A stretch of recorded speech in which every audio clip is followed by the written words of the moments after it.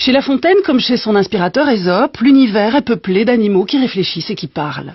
Il y a les animaux qui flattent, comme le corbeau, la grenouille est vaniteuse, les moutons suivent, les goupilles sont mues par une ruse cynique, la cigale est dispendieuse, la fourmi parcimonieuse, le bœuf est sage et le cheval est prétentieux.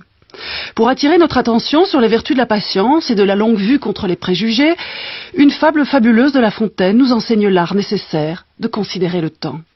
Cette fable, c'est celle du lion et du rat. Vous vous souvenez? Il y a un lion, roi des animaux, métaphore du pouvoir, de l'autorité, de la force absolue. Il y a un lion et puis il y a un minuscule rat qu'épargne le lion. Est-ce par calcul que le lion épargne le rat? La chose n'est pas dite, en tous les cas, La Fontaine ne nous le dit pas, sauf qu'il suggère qu'un lion, par principe, n'a que faire d'un raton, que dès lors un lion et un rat ne sauraient jouer dans la même cour, qui est naturellement, pour le lion, la cour des grands. Mais voilà le lion, tout puissant qu'il soit et qu'il s'estime, le voilà qui est pris dans un piège et qui pourrait mourir. Le rat se précipite à son secours, sourd à tout préjugé, et ronge le filet qui retient l'animal prisonnier. Et c'est ici, exactement, que La Fontaine dit cette chose merveilleuse. On a toujours besoin d'un plus petit que soi, et d'ajouter que patience et longueur de temps font plus que force, ni que rage.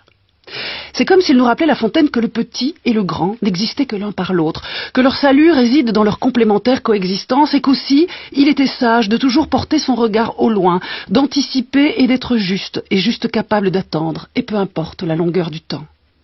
Savoir attendre serait une autre manière de dire qu'il faut du temps pour devenir ce que l'on est, ce que l'on voudrait être et ce qu'ardemment nous désirons. Attendre pour comprendre que les choses sont ce qu'elles sont, comme elles sont, indépendamment de nos croyances et de nos aveuglements. Attendre que passent les choses et les êtres que l'on ne peut retenir parce qu'il faut qu'ils passent.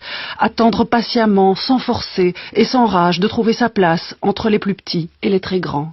Attendre pour reconnaître au fil du temps qui sont les autres, qui sont ceux qui nous aident, qui nous aiment et que nous aimons vraiment, et à quel moment peut-être, ils nous ont sauvé la vie. Car si l'on en croit La Fontaine, quelle que soit la place que nous occupons dans le monde, chef d'entreprise, sans emploi, artiste, amant, étudiant, ouvrier d'usine, nous avons toujours besoin d'un plus petit que soi, ou seulement par nous jugé petit parce que dans notre ignorance, nous le supposons tel. Mais qui est petit? Et par rapport à qui? Et selon quel étalon? C'est vrai, au fond, au-delà de leur apparence, qu'est-ce qu'être véritablement grand? Qui est le lion? Et à quoi pense le rat? Et vous? Qu'en pensez-vous?